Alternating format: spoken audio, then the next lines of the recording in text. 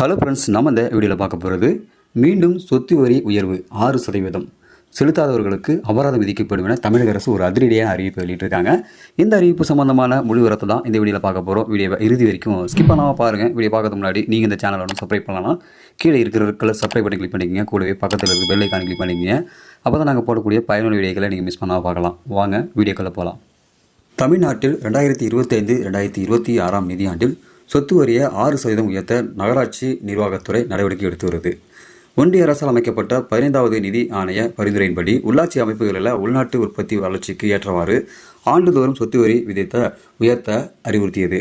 அந்த வகையில் தமிழ்நாட்டில் 2022ஆம் ஆண்டு சொத்து வரி உயர்த்தப்பட்டது.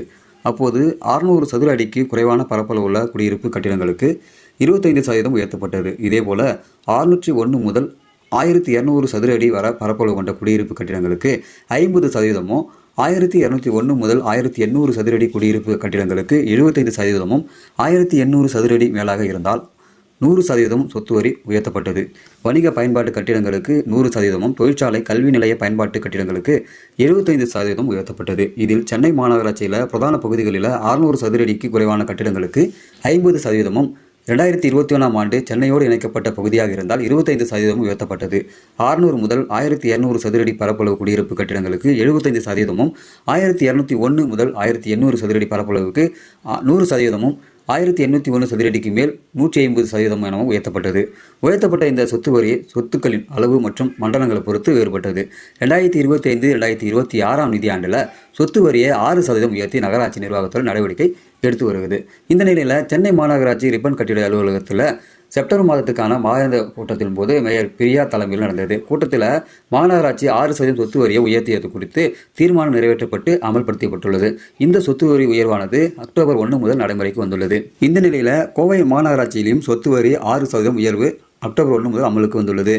ஏப்ரல் செப்டம்பர் வரையிலான 6 மாதத்துக்கான முதல் தவணை சொத்து வரியை செலுத்தாமல் இருந்தால் இனி 1% அபராதம் செலுத்த வேண்டும் எனவும் கோவை மாநகராட்சி நிர்வாகம் பொதுமக்களிடம் சொத்து வரி, குடிநீர் கட்டணம், குப்பை வரி, பாதாள சாக்கடை வரி, சேவை வரி மற்றும் தொழில் வரி உள்ளிட்டவை வசூலிக்கிறது. இதில் ஏப்ரல், செப்டம்பர் மற்றும் அக்டோபர், மார்ச் வரை 6 மாதத்துக்கு ஒரு முறை என ஆண்டுக்கு 2 முறை சொத்து வரி செலுத்த வேண்டும். முதல் தவணை சொத்து வரி செலுத்துவதற்கான அவகாசம் செப்டம்பர் 30 முடிவிட்டது. அதனால் வரும் நாட்களில் செலுத்தும் போது 1% அபராதம் விதிக்க உத்தரவிடப்பட்டுள்ளது.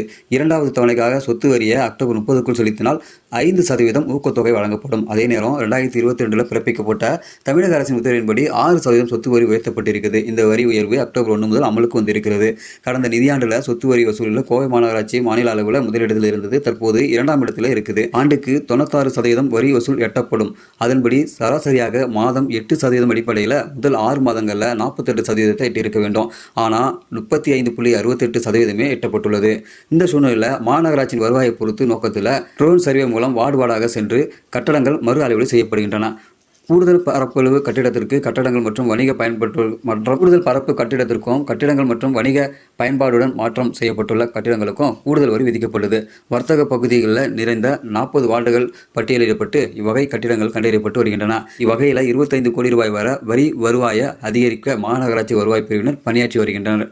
மாநகராட்சி அதிகாரிகள் கூறிய தமிழக அரசு உத்தரவின்படி அக்டோபர் 1 முதல் சொத்து வரி உயர்வு அமலுக்கு வந்துள்ளது. அக்டோபர் 30க்குள்ள செலுத்தினால் ஊக்கத்தொகை பெறலாம் எனவும் கடந்த 2023-2022 நிதியாண்டிலேயே சொத்து வரி உயர்த்தியிருக்க வேண்டும். லோக்சபா தேர்தல் காரணமாக நிறுத்தி வைக்கப்பட்டிருந்தது. தற்போது அமல்படுத்த அறிவுறுத்தப்பட்டதால் உயர்வு செய்யப்பட்டிருக்கிறது. ஸோ தமிழகத்தில் பார்த்தீங்கன்னாக்கா ஆண்டுதோறும் சொத்து வரி உயர்வு செய்வாங்க. தேவைக்கு ஏற்படும் போது மாநகராட்சிகள் சொத்து வரியை உயர்வு பண்ணியிருப்பாங்க. ஸோ இதை பார்த்தீங்கன்னாக்கா இந்த வருடம் அனௌன்ஸ் பண்ணியிருக்காங்க. ஸோ 6% மாநகராட்சி சொத்து வரி உயர்வு செஞ்சுருக்காங்க. ஸோ இதனால் பார்த்தீங்கன்னாக்கா பொதுமக்கள் அதிக அளவில் பாதிக்கப்படுவாங்க. ஸோ இது ஏன் இந்த சொத்து வரி கொண்டு வராங்க பார்த்தீங்கன்னா, பொருளாதார ரீதியாக சிக்கல்கள் இருக்கும்போது சொத்து வரி மூலமாக ரேட் இன்க்ரீஸ் பண்ணி அதில் வர லாபத்தை வைத்து மக்களுக்கு சேவை செய்வோம் அப்படின்ற மாதிரி ரூல்ஸ் இருக்குது சொல்கிறாங்க. ஸோ இதனால் பார்த்தீங்கன்னாக்கா நம்ம பயன்படுத்தக்கூடிய பாதாள சாக்கடை வரி, அப்புறம் ரோடு வரி, இது போல் வரிகள் எல்லாமே பார்த்தீங்கன்னாக்கா சொத்து வரியில் அடங்கும். ஸோ இந்த வரியை அக்டோபர் 30ஆம் தேதிக்குள்ளே யாரெல்லாம் செலுத்துகிறாங்களோ அவங்களுக்கு 5% டிஸ்கவுண்ட் அளிக்கப்படும் சொல்கிறாங்க. அது மட்டும் இல்லாமல் செப்டம்பர், ஏப்ரல், மார்ச் இது காலம் வரையில், அதாவது கடந்த 6 மாத காலத்துடைய சொத்து வரி யாரெல்லாம் செலுத்தாமல் இருக்கீங்களோ அவங்களுக்கு 1% அபராதம் விதிக்கப்படும் சொல்லியிருக்காங்க. ஸோ இந்த ஒரு அறிவிப்பானது மக்களை போட்டு கசைக்கக்கூடிய ஒரு அறிவிப்பாக இருக்குது. ஸோ இந்த அறிவிப்பு சம்பந்தமான உங்களுடைய கருத்துக்களை இந்த வீடியோ கீழே கமெண்ட்டில் தெரியப்படுத்துங்க. மறக்காமல் இந்த செய்தியை உங்கள் நண்பர்களுக்கும் ஷேர் பண்ணுங்கள். இதுபோல் பயனுள்ள வீடியோக்களை தொடர்ந்து பார்க்கணும்னாக்கா நம்ம வீடியோ சேனலை சப்ஸ்கிரைப் பண்ணுங்கள். மீண்டும் ஒரு வீடியோ சந்திக்கலாம். அதுவரை மனிதர்களை மதிப்போம், மனித உயிரை காப்போம். நன்றி.